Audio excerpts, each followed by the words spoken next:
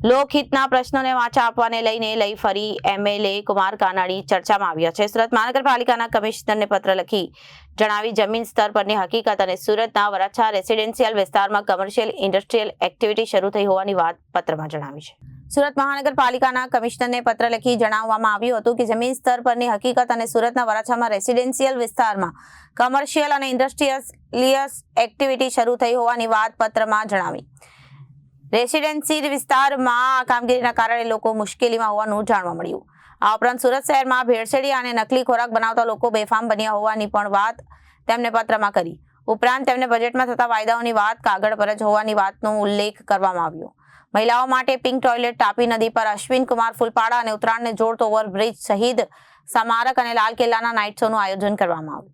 5 પાંડવના ઓવારા તેમાં 3 પાનના વડાના વિકાસની વાતો તેમજ ચોમાસા દરમિયાન દર વર્ષે આવતા ખાડીપુરના નિરાકરણની વાતો અને માત્ર ખાડી પર જ હોય તેવું તેમને જણાવવામાં આવ્યું હતું।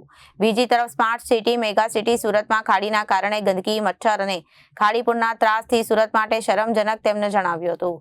બીજી તરફ વિસ્તારમાં હેલ્થ સેન્ટર, તરુણ કુંડ અને community hall, auditorium, sports complex બનાવી દેવાયા હતા। તેની હાલત ખરાબ થતી હોવાની વાત પણ તેમને પત્રમાં કરી હતી। આપના તરફથી પાલિકા કમિશનરને પત્ર।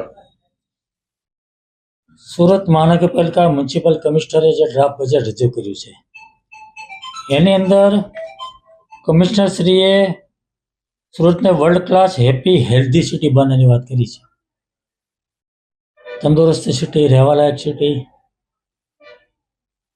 આ વાત જેમણે કરી છે બજેટની અંદર, તો મને એ વાતની ચિંતા થઈ કે રહેવાલાયક સિટી તો ક્યારે બનશે। સુરત શહેરની અંદર દર વર્ષે ખાડીપુર આવે છે, લાખો લોકો હેરાન પરેશાન થઈ જાય છે, બેઘર થઈ જાય, ઘર છોડી ભાગી જવું પડે છે, તંત્ર બી પરેશાન થઈ જાય છે। જ્યારે પૂર આવે ત્યારે ચર્ચાઓ થાય છે, વાતો થાય છે, મિટિંગો થાય છે, આયોજન થાય છે, ખાડીપુર કેવી રીતે બંધ થાય, ખાડીના ત્રાસમાંથી લોકો કેવી રીતે મુક્ત થાય, ખાડીની ગંદકી, ખાડીપુર, મચ્છરોનો ત્રાસ જે રીતે લોકો સહન કરી રહ્યા છે એમાંથી કેવી રીતે મુક્તિ મળે, એનું કોઈ આયોજન આ બજેટમાં નથી થયું। બીજી હેલ્ધી સિટીની વાત છે, તંદુરસ્ત સિટી કેવી રીતે બનશે। આજે આપણે જોઈએ છીએ રેડ પડે છે આરોગ્ય વિભાગની, બેફામ નકલી ખાદ્ય પદાર્થો, ભેળસેળ પદાર્થો બની રહ્યા છે અને લોકો ખાઈ રહ્યા છે। કાર્યવાહી શું થાય છે?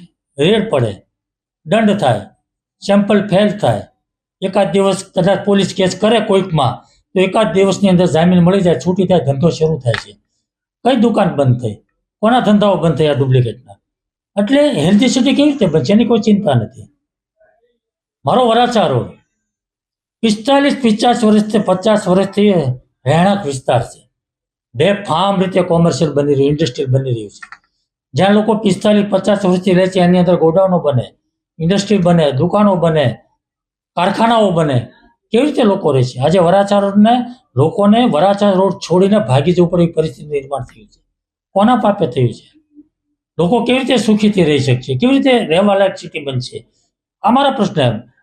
મહિલા સુરક્ષાની વાત થઈ છે, પિંક ટોયલેટ મહિલા સુરક્ષા માટે સારી વાત છે, કંઈ વાંધો નથી, પરંતુ વર્ષોથી હું કહું છું કે સુરત મહાનગરપાલિકાની ચાલતી BRTS બસ અને સિટી બસની અંદર મહિલાઓની સુરક્ષા નથી।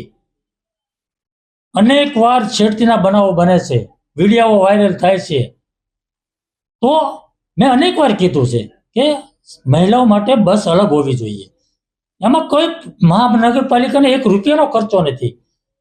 કામરેજથી સ્ટેશનના રૂટની 50 બસ ચાલે છે, 10 બસ એમાંથી મહિલાઓની બનાવવાની છે, મહિલાઓ માટે અલગ, એમાં કંઈ ખર્ચો નથી, કંઈ નથી, છતાં પણ થતું નથી।